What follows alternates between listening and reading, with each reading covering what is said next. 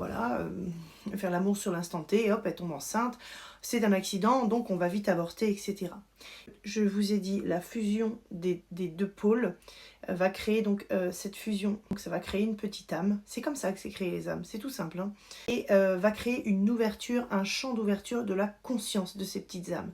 Sauf que ces petites âmes-là, eh oui, il faut savoir que de l'autre côté, elles sont connectées énergétiquement, mais sauf qu'elles sont accrochées entre la matière et l'invisible. Eh oui.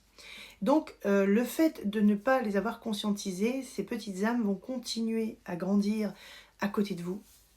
Que vous ayez aimé, que vous n'ayez pas aimé, il n'y a pas de culpabilité ni de critique dans ce que je vous dis. C'est-à-dire que ces petites âmes de l'autre côté, elles ont ce sentiment, pour la plupart, ce sentiment de rejet et aussi d'inexistence parce que la conscience terrestre et le mode terrestre ne nous permet pas de conscientiser que derrière il y a quelque chose qui continue.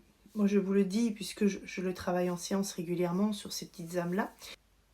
J'ai une dame en séance et je lui dis, bah tiens, c'est très étrange, j'ai un petit garçon qui est ici, il a les cheveux frisés. Je dis, c'est marrant parce qu'il est accroché à vous. Alors je lui dis, est-ce que vous auriez perdu un enfant, etc. Elle me dit, non, non, j'ai jamais eu d'enfant, tout ça.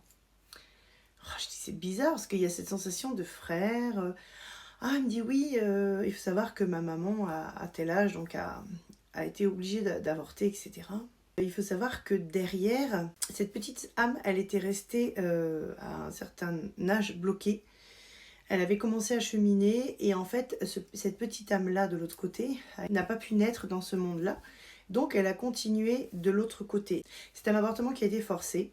Donc il y avait une souffrance derrière. Donc l'enfant n'a pas pu décoller, n'a pas pu faire les choses. Donc la famille a récupéré, la famille décédée a récupéré l'enfant.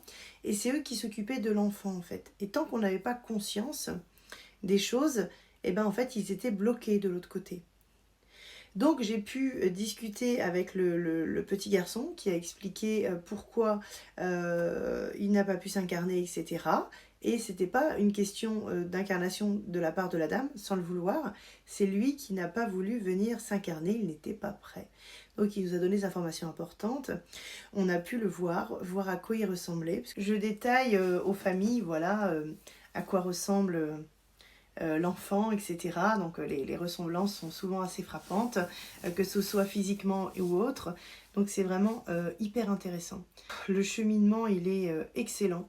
Et du coup, ça a permis donc à la maman de lâcher toute sa culpabilité, et sachant que son enfant était toujours vivant, mais dans le